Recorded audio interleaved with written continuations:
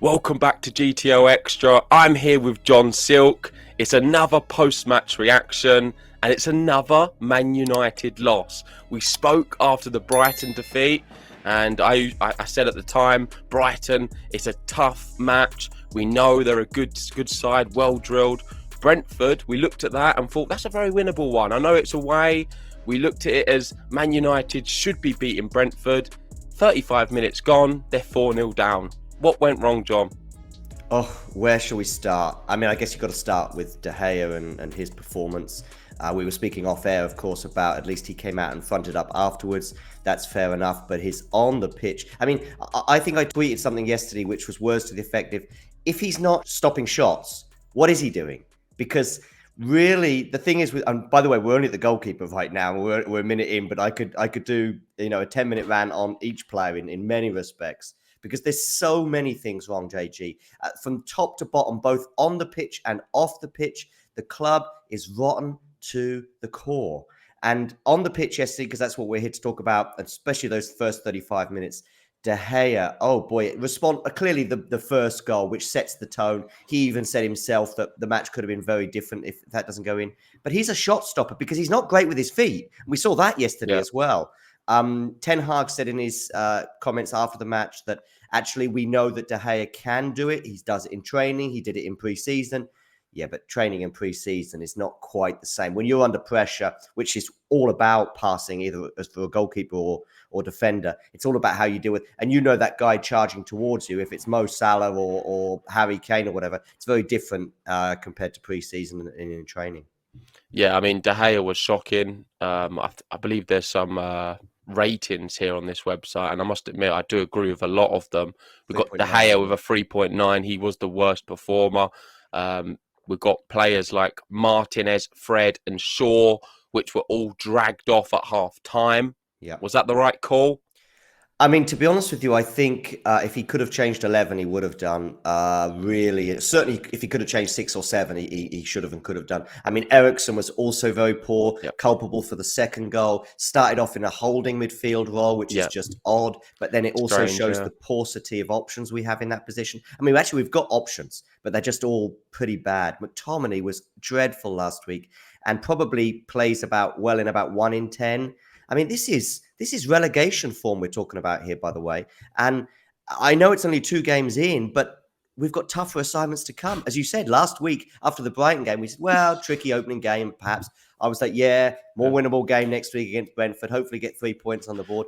We're 4-0 down after 35 minutes. I mean, this is kind of Derby 2008 kind of levels of form. De Gea's highlight in the last 10 years was him stealing a donut from Tesco's.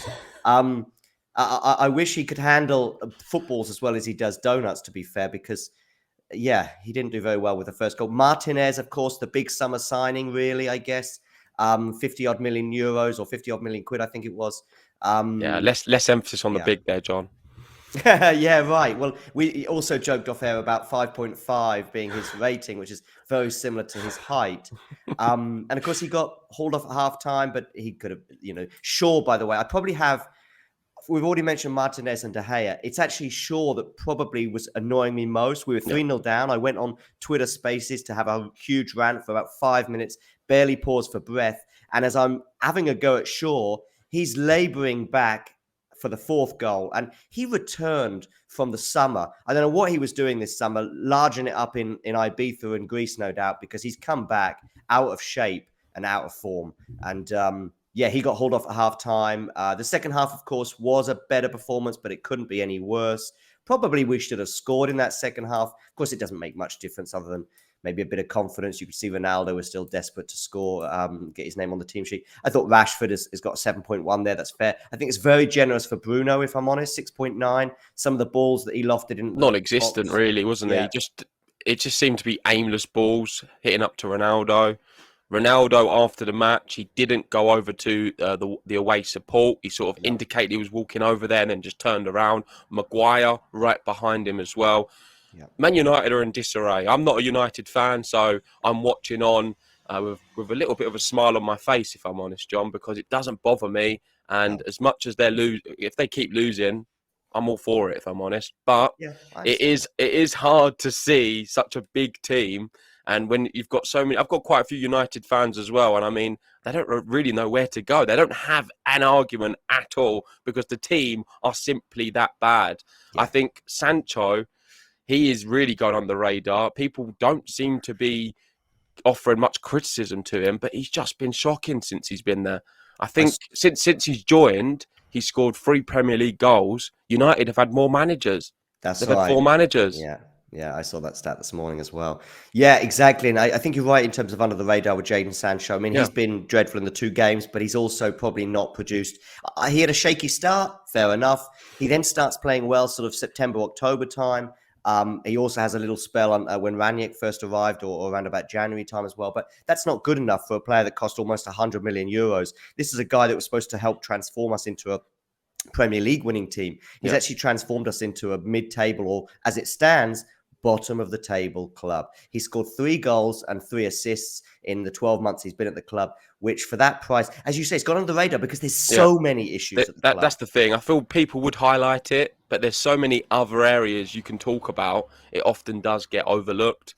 I'm sure he's not. He's pretty happy about that, if I'm honest, at the moment. But it won't last for long because everyone's going to be in the spotlight eventually if they keep producing these terrible performances. And I've seen a lot of other Man United fans alluding to the fact that it's the owner's fault. You've got people saying it's the manager's fault, the players' fault. For you, and from my perspective, sorry, United, they've spent more money since Alex Ferguson left than any other club. How Yeah. can you really blame the owners when you're spending the money consistently, but you're just buying the wrong players, evidently?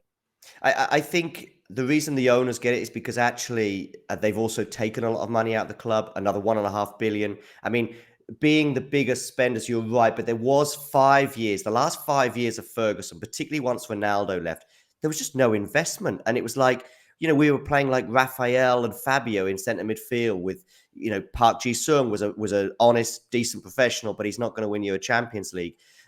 These were the kind of players that were coming into the club and were trying to put, and it was Ferguson's genius. And by the way, it's the elephant in the room. There is also an element of if though it's 10 years later, and I've got a book behind me that I wrote about him, which is largely a eulogy or, a praiseworthy book, if you like, of Ferguson's efforts. And he did a marvelous job. Of course he did. 13 Premier League titles in 26 years. But the decay was actually beginning before he left the club. I know he rightly says that I won a Premier League in my last season, but actually the decay began, I would say, in the late 2000s, just after the Glazers took over. We have Ronaldo and Rooney. They carried us through a period of time. Ronaldo was never replaced until the fact that he came back at the age of 37, which is another story altogether. But that was when the decay started, and it was an underinvestment for about 5 years. You're right regarding the billion-odd quid that we've spent since then, but most of it's been misspent. But it's also the Glazers that are responsible for Ed Woodward. And Ed Woodward is a guy who was an expert in finance, but had absolutely zero clue about football. He should have never been appointed, never mind stay in the job for 9 years, given that he was involved in the first summer under David Moyes of transfer dealings, when we're trying to get players that just didn't want to come and that were just using us to get better contracts elsewhere, like Fabregas, like Sergio Ramos, and to name but a few. And then we're scrambling around on the last day of the transfer deadline day. We're going for Fellaini and Baines, both of which buyout clauses had passed like a week before, and we're now spending 5 million quid more on them because of that buyout clause had gone. We were just a shambles from that summer onwards, and we're still a shambles now. I'd love to bring you some positive news next, John, but we're going to be talking about your next opponent, and it doesn't get any easier for Man United. Currently bottom of the table, lost to Brighton 2-1, lost to Brentford 4-0. Next up, Liverpool. Can you win that one? I mean, I don't even want to think about it too much. I mean, I'm already getting chills from 10 months ago when we lost 5-0, and I think we were 4-0 down by halftime in that game as well. It's becoming a bit of a theme. It could be horrendous. It really could be. I mean, if we play like we did in the first 2 games, and I actually think yesterday was even worse than Brighton. As you said, when we spoke about Brighton, it was probably a slightly better team. I mean, also no disrespect to Brighton and Brentford, but they'll probably both finish in the bottom half.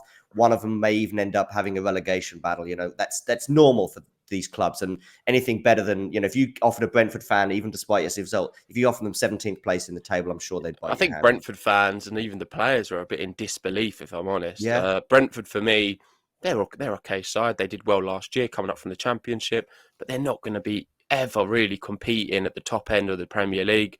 For them, if they was able to get into the top 10, that is a great achievement. To beat Man United 4-0, I mean, they must be pinching themselves. But just going on to the Liverpool match, I agree. I think last year, completely demolished, has been really the story for the last 5 years or so. Liverpool have your number. It's very difficult for United to really get into the game.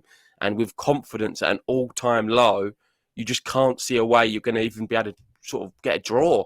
I mean, do you revert to a back five and just try and hold out for a 0-0? We did something like that at Anfield, actually, under Yeah. Ranić, and I think we were 1-0 down or 2-0 down after 15 minutes. So, listen, Ranić, talking of which, I thought it was a bizarre appointment, basically picking up an intern from Eastern Europe.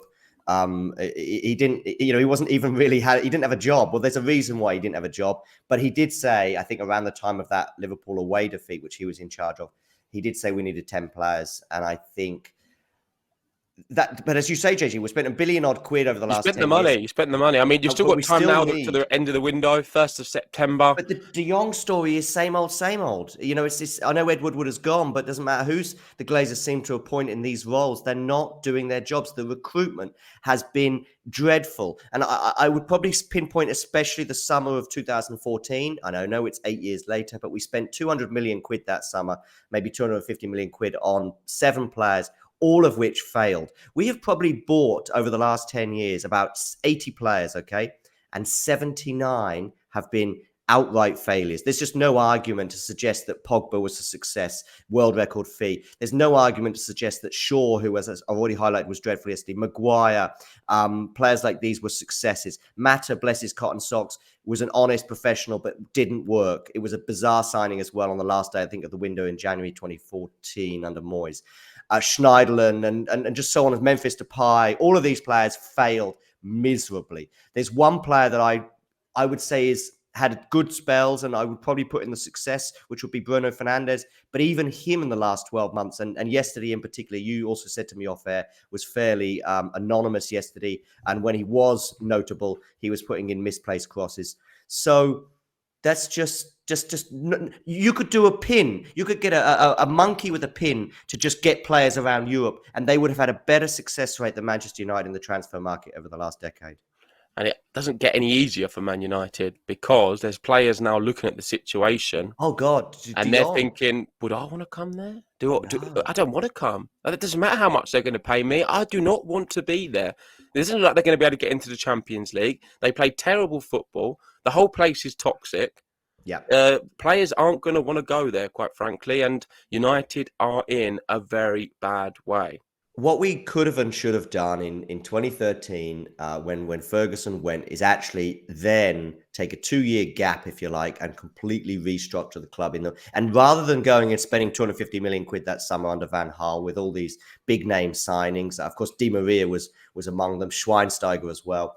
What we could have done, say, when Moyes came in, or a year later at least, he said, okay, we're not going to qualify for the Champions League for the next 2 years. We're going to invest in youth in a big way. And some of them will succeed, some will fail. But we'll get a couple of gems. We'll probably buy 10 players for around about 5 million quid, which was, fairly cheap prices at the time. And a couple will succeed and they'll be gems. A bit like how we got Ronaldo in a way, which was a £12 million signing in 2003, I think it was, the year Beckham left.